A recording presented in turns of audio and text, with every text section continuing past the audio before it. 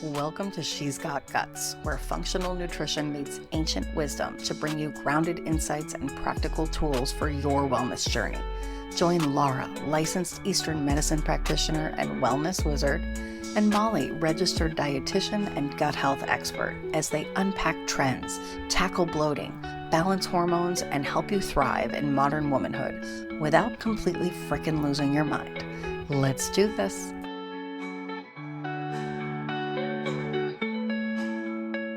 Jaya Rose is our heart-led, hustle-free, fuck the rules, internet Ani, and witchy business coach. And we are talking influencer privilege, nervous system health, and digestion, the physical kind and the emotional kind. Welcome, Jaya. Thank you. Best intro ever.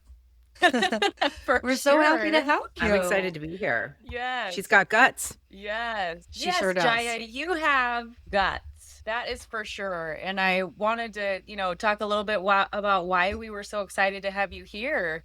We saw a repost of an influencer that you had a big response to, Yes. and was unable to digest that day because of it. Your eloquence and your poise and your choice of words and your ability to communicate what you were saying in response to this was so incredibly beautiful. It really inspired me to want to share this message and really bring it back to how our nervous system responds to things like this and how that can truly interrupt our digestion. I love that. And in terms of your messaging, you have a gift on helping coaches and creators bring their message to the world. Yeah. And so I want to just hear more about how you responded. Honestly, let's tell the listeners what it was. They're like, what happened? Actually, I like that you tied it back into what I do. I do help coaches, healers, entrepreneurs build a business online. And a big part of that is sharing a message.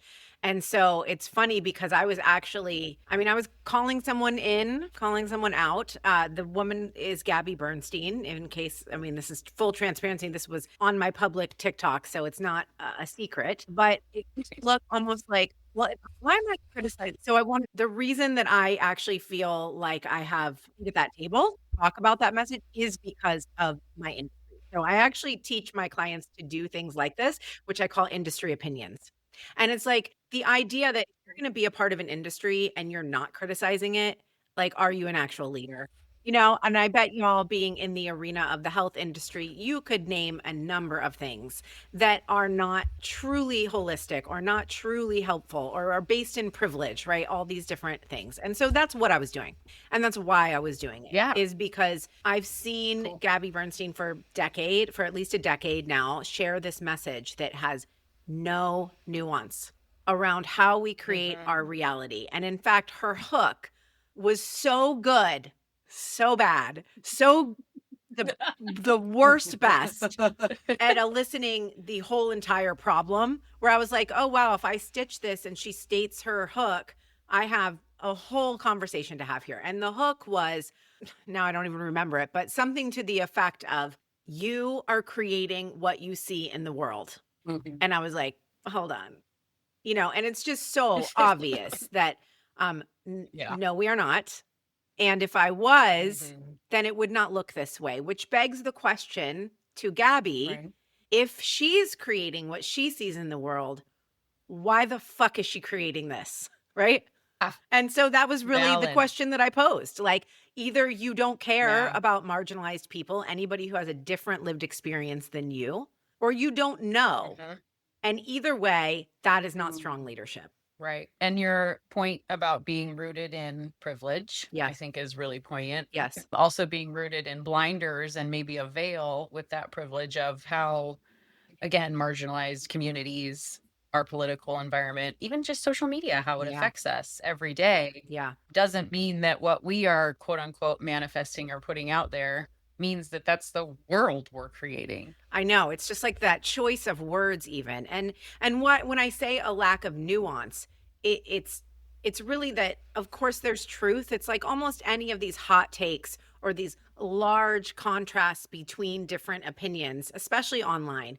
There is truth in almost everything. I think there is just straight up lies and propaganda as well. But the truth is, we affect our own reality, and we also have perception around how we see the world. And that's just so Mhm. far from what she's saying. And the reason that she's not saying it that way, the reason that she's saying it with so much certainty and ownership is only because of capitalism. It's only because she's profiting off of people being indoctrinated, is what I believe in this. It's very much, I call it spiritual supremacy. And it's the idea that if you can see it this way, that you're better than everybody else. Like if you have the ability to create the world that you see, that really is like a supreme outlook. And really it's that Yeah. only she can do it. And only the way she teaches can help you do it.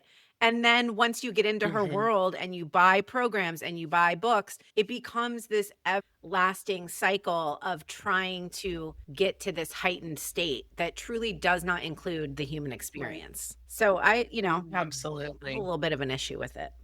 Totally. For sure. The nuance is really important when you're talking to a group of people who actually trust you, most likely, Yeah. and care about what you have to say. It's Yeah. really important to remember that filter. Yeah, for sure. Yeah, I think it's a responsibility. And I think it's very highlighted in terms of what good leadership actually is. And there's so much opportunity for us to create new rules. I mean, that's the Yeah. blessing in the chaos, I think, is that clearly the structures, the systems, the rules that we've been living by don't work for everyone. There's a lot of disparity in Right. terms of any marginalized community, even just in terms of like wealth disparity. We can see that it would be good if we redefine what leadership looks like. And at the very least, it starts, I think, with calling out what it doesn't look like, or like what we don't want to take forward into a more Yeah. redefined. And I think as a listener, when you see that sort of stuff and you do have what you experienced, which was the inability to physically move forward without Responding. stopping and causing Yeah. and responding Yeah. to this like undigestible information without really having to kind of go through it, which again makes for a great hook, right? Like this, we all understand the marketing of a great hook. Yeah. But that was a dangerous great hook, unfortunately. Yeah. But as someone watching that, like when we think about those people that are maybe in those marginalized communities that feel a sense of blame or shame, Yeah. how do you work through that? How do you kind of manage your emotions around it and not let it become visceral? That's really hard.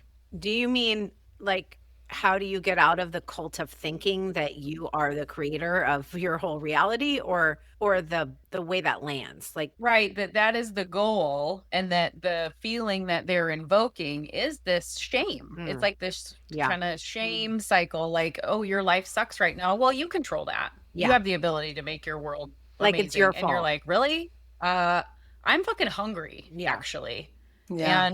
And you want me to sit here in my starving shoes and feel grateful about this loving world, this amazing world that I have around me, that I am probably working my ass off to make better in any way that I possibly can. Yeah. However, there is kind of a hierarchy of needs. Totally. And this is it's like something that I you're was hoping responsible. that you.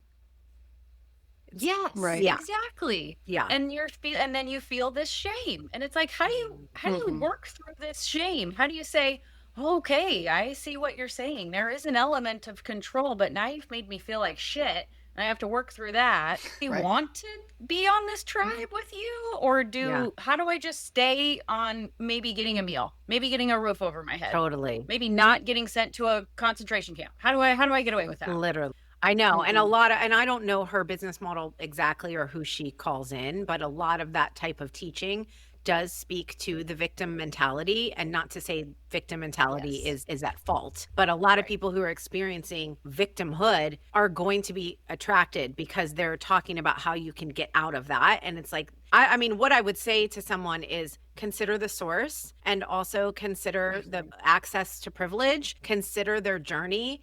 Someone like Gabby, the reason I felt really comfortable in calling her out in particular is because I've known her journey. I've seen her online. She already was very successful when I came online 10 years ago.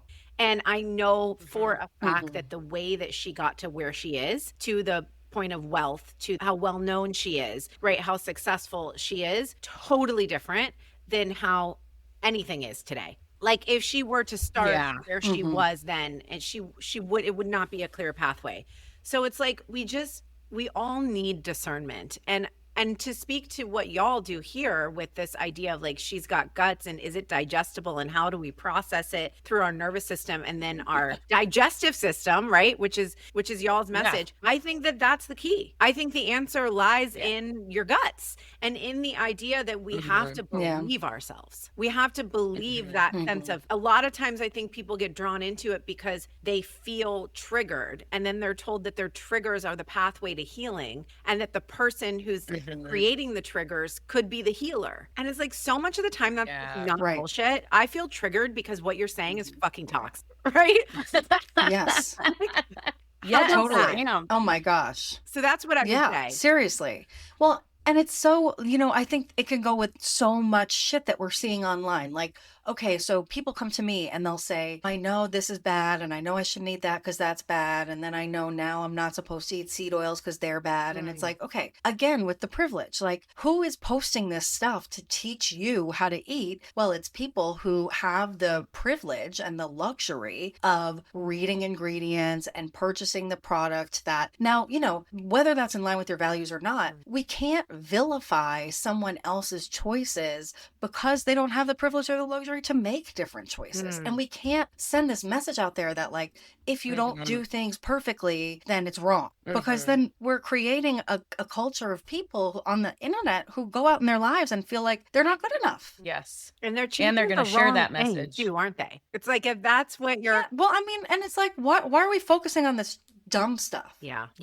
When that's not the masses attention message, and I think that that's okay. Right. You can have sort of I would call that like an elite message if you're at the point where you have so much access and to resources, including healthy food and the money to buy the healthy food, then like avoid seed oils. I don't know. I don't even know about seed oils, but if that's the thing, and that is true, totally. Again, that's like, don't worry about truth in it. And is it the relevant message to share? And what is the responsibility of the messenger when sharing a message to the masses? And I think that's the question. Right. Yeah. What is the with everything, there's got to be a practical tip. There's got to be an applicable, no matter who you are, here's where to start, here's what to focus on. And I think that that's the part that gets lost. Yeah, absolutely. Kind of coming back to what I said before, but I really want to get granular about it. And that a lot of what they say is, be present in your body. Imagine this like yourself in this place that you want to be really mindful, be grateful for the things that are in front of you. And all I can think is when you were on your path and you were suffering to get to the place that maybe you are right now, can you look back and honestly say that when your life was at the very bottom, did you physiologically have the ability to be able to channel gratitude? Like, can you create oxytocin and dopamine and serotonin and have this cascade of hormones and neurotransmitters actually happen in your brain when you have cortisol crashing through your system to find a meal? Yeah. I'm frustrated with that message because I feel like we have been in a society where we have been trained to truly live through a low grade fight or flight response. Like we are constantly kind of in this little low grade, even from just when you get in your car and you drive and you come up to this red, this green light, and all of a sudden you're like, oh, wow, that got red a little bit faster than I wanted it to. And maybe there's a car that's like a little bit questionable of whether or not it's going to come at you. Like, I'm sorry, but that's going to engage your nervous system. And just as a side, that shunts down your liver energy, which again, doesn't help you digest. Like this cascade of physiology, it's concerning to me. And I see it happening on a visceral level for those in these marginalized communities. And then I see it happening from this stance that you're saying that Gabby took, which is, she's got like this very unhealthy trickle down speaking. But I'm just really curious what comes up for you guys when I share my madness. Go ahead, Molly. Well, I mean, I think for me, it's important to remember that everyone has their own version of what they can access that calms them down. And so I think that the overarching message for everybody with any piece of advice, whether it's relax your nervous system or eat more fiber or eat more protein or, try to think positively even, we've got to know what that means for ourselves. And so for me, when I see something online that I don't agree with or that feels like it doesn't apply to me, then I can take it and put it down. I don't have to carry that with me as a burden of something that I should be doing. And I think telling yourself that you need to follow every piece of advice on the internet is definitely problematic. And then I think if you are at a level where you need support, then maybe relaxing your nervous system comes from taking the action to greater that support. And whether that is, finding a local food bank that has more fresh foods, or like taking the small actions that are going to work for you versus thinking that you just have to sit there and be grateful for what you have. I think individualizing that message is important. What about you, Jaya? Yeah, absolutely. And then it's like I think it comes back to the question I asked is whose responsibility is it? And what is the responsibility of the messenger versus the consumer?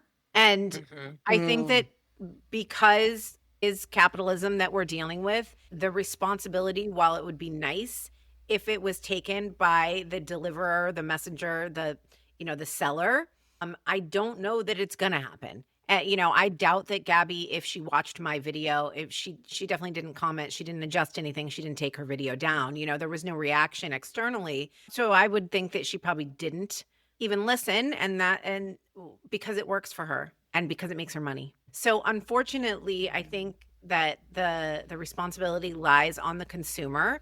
And I think it's just the same thing that I already said, which is that I think one of the most powerful things we all can do is learn how to trust ourselves.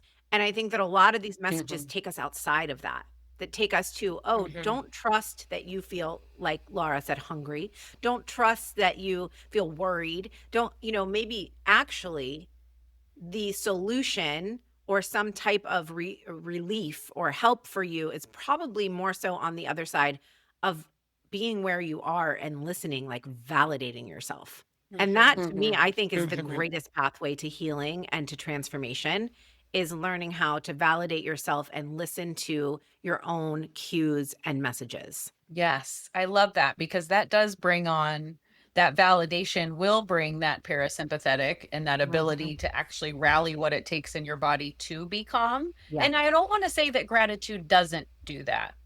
But the way that we look at gratitude, maybe it's because that word has been quote unquote vilified in a way, but the way that we look at that, like gratitude does do that. It brings you in, it encourages a parasympathetic state, of course. But I like that you're kind of pointing that in a different direction. That's really great. I think that hopefully your listeners, what they can take from this is just, again, I think it's the word validation. So, we see the stuff you see, if it makes you feel icky, and it is not necessarily a trigger to be healed. It might be an opportunity to block and bless. Yeah. Bye-bye. Big on that. Yeah. Yeah. I love that. Yeah. That shows a lot of strength and validation and just a reality of where you are in that moment. Yeah. Honoring self. I think it's the answer for a lot of us. Yes. So how do you bring honoring yourself into helping humans show up online like the beautiful person you show up as today? Love that. I do just want to point out how I just said, I kind of like came to a point, honoring self would be like the core message that I ended up sharing, and how instead of saying that's the way to do it, I said it's the right thing for a lot of us. And I just want to point that out, because that's what I'm talking about. That's the practical of nuance in a message. And it really is it's like a translator. And I feel like both you, Laura, and Molly are already doing this in your work, but just so that anybody listening, you're like, well, what does that even mean to add nuance? And it's like, it's actually so easy. And I think there are a lot of people, which brings me to what I help people do. There are a lot of people who want to post videos online or share a message, or already have a business that obviously every business has a message. And so taking it online is about getting clear around that message. And it can feel limiting or scary to put yourself in the position to be criticized. Because here we are, it's like, am I going to be the topic of a podcast because I shared a message that triggered people? And it's like, well, yeah, loved it. There is potentially that can happen, but also I'm really in the business of empowering people to share their truth, to share their message, and do it in light of the fact that, yes, people are going to be triggered no matter what. No matter what. And so it's not your responsibility to avoid people's triggers, but I do feel as leaders, it is our responsibility to add nuance, especially if we're in the success category. Like y'all are in the success category too. Mine happens to be money, but yours is health. And it is about this, like, we can do better, we can do more, we can experience more. And like you said, there's a lot of people who may not be ready for that yet. Personally, am very intentional about how I share my success message online. And I have been called out.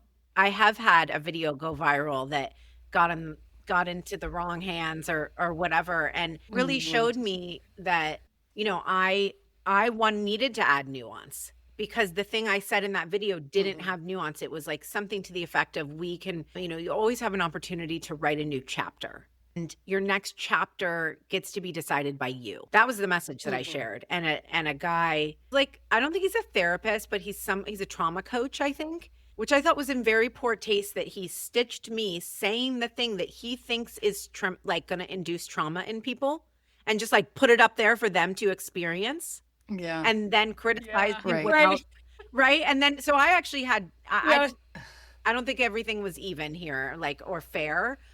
Because my account is for entrepreneurs, and in the entrepreneur space, that is a very important message, right? But without the verbal context of, like, if you're an entrepreneur, da da da da da, right? And so, like, because it could be, he just inserted, if you're somebody having a trauma response, just know you can write your own story, right? It's like, that's obviously not relevant. So that's funny, because I haven't thought about that story in a long time, but this is the type of work I do with people, is helping them show up powerfully, express the power of their work, the value of their work, and make sales, because that's what I help people do, is make more money in their business, working less, so that we can have more of what we actually enjoy in life, which is, while you may love your work, probably not working, right? It's like having free time, going to lunch with a friend, let what you create work for you. Yes. So I'm big on not necessarily working. I'm big on helping people take their work and then create automated sales around it. So create, like, what are you calling people in with a freebie? And then I help them create an offer that sells, that does not take their time, things like that. So kind of nerdy stuff that I know that your audience is into, but it's really the idea that you can go bigger with your work. We're into it. You're into it. I know. We're into it. Right. We love it. I'm out on it. Girl, what you're doing takes guts, and that is it does. And do it, you know, in the least harmful way possible, but the most beneficial way for your life and for anybody who gets to then be touched by that ripple.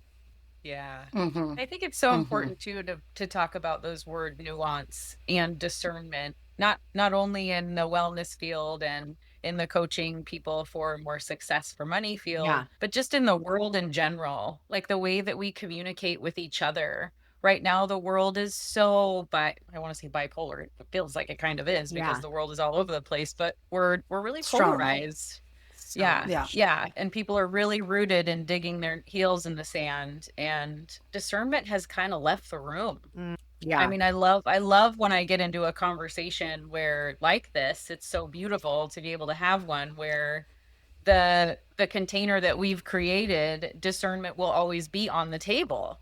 And it is very safe for my nervous system. It's very safe for my digestion. It's very safe for me to feel like I can cumulatively have a loving experience and absorb my food and nutrients, honestly. It's really nice. I love that. That's so parallel to my take on success. I'm actually rolling out kind of a new part of my brand I'm calling Nourished Success. And it is exactly what you're saying. It's like, if you're constantly going for the next thing, and it's so easy in capitalism to get onto that treadmill of having to create more, so expensive to live. And so I really, I help people create more than enough, because then you have that opportunity to nourish yourself on all the levels in which we desire to be nourished. And give back to your community and give back to your family. And you know what I mean? Like, when women are financially secure, Yes. then they can do it in the world. Like it's a very powerful thing. I love that. That's exactly it. Yes. I think we've had a couple of new women hit on the billionaire list this week too, which was pretty amazing. Did One of we? them's Who's only like that? 20 years old. A Remember her 20-year-old name? I'm became so a sorry. billionaire? I want to say she's like just in her early 20s, a woman that helped Mm. co-found like a AI space of sorts. Wow. Amazing. Whoa. I mean, billionaire. And you're like, oh my gosh, she's one of those people writing code when she was in second grade, you know? Wow. So cool though. And again, like I love looking up the philanthropy of what these women do. Like how when you have those roles as a woman, if you chose or were able to be a mother, or you know, surrounded yourself by a family of sorts, or taking care of parents or whatever, or maybe you're stuck doing both of them, to be able to and support your community. Like, I mean, even the simple things that we can do right now, like Supercube sponsors a little league team. It's Mhm. one of the funnest things ever. It just lights my heart up every day. It's so These cute. little girls are like so cute. They're like 6 years old out there playing baseball. They're That so is cute. adorable. One thing that I want to point out is that a lot of people who come to me in the wellness space, their biggest hangup isn't necessarily, I need to fix my gut, or I need to fix my hormones, or I need to eat better, or I need to learn how to plan. It's, I feel safe and comfortable, and my nervous system is used to being sick. I'm used Yes. to always, being in that crisis mode. And I'm afraid that if I get out of that crisis mode, if I learn how to cook, if I do some planning, then something bad will happen, because our body teaches us to stay safe and comfortable, because if we go outside the box, then our brain's like, well, that's the unknown. And so that's bad. Mhm. And for me as a business owner, I would struggle to say the same. Like, it's one thing to, kind of pay your bills and make somewhat of a living, but to really up level and put yourself out there and, spend extra time when people in your life say, well, your business is doing fine. Why are you stressed out? Why do you have to get more clients when you did so much this month or whatever it is? And it's like uncomfortable to kind of face that, like, okay, I'm up against this ceiling of comfort. And so whatever it is, whether it is your health, or it is your business, or it is being a mom, or taking care of yourself as a mom, or whatever, the millions of things that women, are up against every day. I just think that that's such a good point. The nuance and, understanding that there's personalization in every message, but also that you're worth breaking through that ceiling and getting to a place where your life is easier and in one way or another upgraded, whether or not that's building a community support in your church so that you do have regular access to food, or building a business that, can do great things. I think that's important. I love that. Absolutely. I Maya. love That's the super good- nuance you super just good point. added around what it actually takes. And I think it's the invisible conversation that happens behind the scenes. I know I have this conversation all the time with myself, with my Yeah. husband, with my coach, around what it actually requires to expand. ChatGPT. Or chat. Exactly. I'm like, how am I doing, chat? Or chat. You're doing so good. I'm like, thank you. Yeah, I do. Love you. Thank you for guessing. Oh, that's so cute. Yes. Yes, but the the expansion hangovers, the dysregulation that occurs when we have a desire outside the current comfort zone is so the language that I speak, and I share a lot about it on my social media, because I do think it's really important. It's kind of it's the part that people don't talk about enough. It's easy to say, oh, look at my Yeah. body transformation, right? Look at this weight I lost. But what about, how was it to actually release that? How are you holding the new identity now? I love those types of Yeah. conversations. Oh my gosh. Absolutely. And know, how and I- did you get to a place where you didn't have to hide behind the weight, where you found the time, where you put yourself first? Because, there's all this archaic messaging that remains, like, well, you have to take care of others, and the woman is the caretaker, and a lot of people feel like it's selfish, and then don't put themselves first. So it's very interesting to hear you say that. What are the requirements to get the most out of this podcast or your work? What a good I think question. you just got to show up. Yeah. I mean, I think one of the things we have tried to really focus on is finding affordable ways to eat healthy that work for your body in particular. That's really big for us. Ignoring some of those trends. Yeah, exactly. And I kind of want to bring that discomfort back in a little bit too, that I feel like what I end up doing is a lot of nervous system stuff, because Supercube does directly involve supporting all the systems of the nervous system. I feel like the messaging that I try to share on social and on my website and places that are accessible that way are really trying to give tools that you can do with nothing that are practical. Really try to stay away from that, telling them exactly what you're saying. Like, I'm not trying to say, be grateful in the moment, just drink Supercube and it will solve everything. Right. That's not the case at all. Like, it's building these blocks of uncomfortable steps to get you out of that learned behavior that's rooted in high levels of cortisol. And that can be really hard. But I'm giving back as much as I can. And I'm trying to keep my messaging clear. I would say that's kind of what we're up to. And we're working towards picking 3 organizations that a percentage of Supercube would be donated to. That's a huge goal of Lala's Wellness, is to incorporate marginalized communities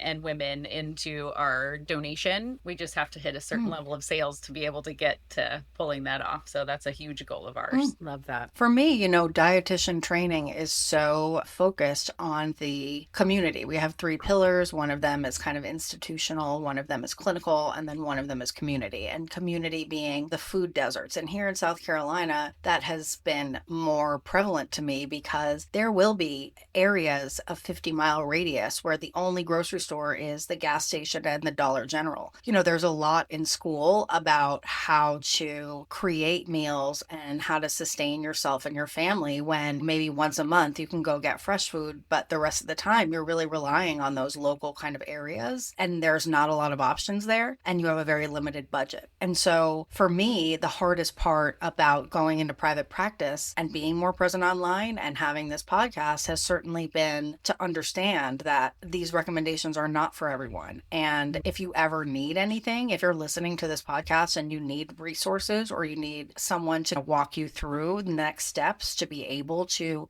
better utilize what you have available, that's why all of our contact information is in here. Like, we're always willing to answer questions and help you in whatever way that we can. But I'm not in the community space. I'm really in a space that's very near and dear to my heart, because as someone with Crohn's disease, I struggled in a different way. That's what I'm familiar with, and that's what I'm most comfortable helping. But it is interesting, especially now you see this whole war on Dr. Will Cole and whoever else, like saying all of these super controversial things because, yes, they believe that, and they get views, they get likes, they get shares, and that's how you build the platform. And sometimes that message does hit me the wrong way. And it is an interesting place to be. But certainly I think that there are products and services out there, but mine doesn't happen to be one for someone who does not have their basic needs met. Yeah, I think that's really good to know. And I love that you asked that question. That made me reflect, be like, dang. Yeah. Love it. You do a little business coaching here at the end. I love it. That's great. So I am interested in learning a little more about kind of who you work with, like some of the services that you offer, and just in general, how people can reach out to you and what they could expect if they were to reach out to you. I love that. Yes. So, well, actually, y'all are really similar to the type of people who I help. I think a core foundation of the type of person I help wants to help other people. I know for me, that's been the core of how I've chosen my career. Actually, Lala and I met when I was a personal trainer and a life coach. And that was, and I did that because I wanted to help people. Before I had my kids, like 15 years ago. Wow. Yeah. I know. It's so wild. But I just think that there's a different type of entrepreneurship when at the core is impact. And so one of the key things that I see a lot of people who have impact on their heart missing is the monetization and the income piece. I know that's been a struggle of mine, which is like to focus actually on what is the clearest pathway to income, because the impact becomes greater most often when there is greater income. For a person who cares about impact, we're going to be able to create bigger impact. Yeah, just in the last year, I've really pivoted my business from video marketing and visibility to this deeper level, like how are you receiving? Like my main focus is to help business owners receive more by doing less so that you can have a bigger impact, also thrive. Because we know this. That's what your podcast is about. It's like you you cannot sacrifice your well-being in the pursuit of your success. So a lot of the people who come to me are nutritionists, life coaches, people who have like a woman is a permaculturist and she helps people create gardens, but like the gardens that like bring the right birds and stuff, like the coolest stuff. I'm like, I have a fake plant. that's cool. My plants are fake. And I can help you grow this. Yeah. So I help them create their systems online, like their offers, and then how to promote themselves. So I have a membership called the Being Well Paid membership, and it's all about how to get in alignment with your offers and show up consistently and promote them and sell in a way that really resonates with the ideal person, which is where that question came from, which is like that simple question of what is required for your ideal customer to have in place, to have experience, what knowledge do they need to have? Because that's when we can create messaging that really lands with exactly the right people, and the time and energy we put into our marketing becomes a lot less because it's so much more potent, right? Versus your ideal client having to weed through different ideas or messaging that may or may not land with them to go, oh yeah, no, I think you're the right person. We don't want any confusion in that. So that's really the thing that I think that people who have impact on their heart have the hardest time with, which is just communicating clearly. Here's the value. It's for this type of person. Here's the investment, and here's the pathway to go ahead and get started on it. And so that's what I would say I help people with. And you're so good at it, Jaya. Thank you. Eloquence and the ability to be very direct and kind. Good. I just love it. You're a very lovely human. It's been so lovely to know you all these years. And thanks for coming on our podcast. Yeah, your messaging is fantastic and you've clearly got it dialed in. So we really appreciate you coming on and sharing some of your wisdom with us. Of course. Thank you for having me. And I love what y'all are doing. I think that the wellness space needs a makeover, and you two are just the people to do it. I am seriously going to have discernment every time I open my mouth from now on, probably to a fault. No. I feel like I already do. I'm like, oh gosh, this is going to be hard. Yeah. I think you're doing great. Okay, well, thank you, and we'll see you next week. Thank you, Miss Jaya. Thank you. Bye. Thank you so much for listening. We offer personalized support to clients in many ways and would love to work with you. Reach out to Laura at Lala's Wellness and Molly at Women's Gut Health for more information. Unlock your full health and hormone potential with Super Q, Boom Bomb, and Best Tea. Check out the link in the show notes for more. See you next Saturday.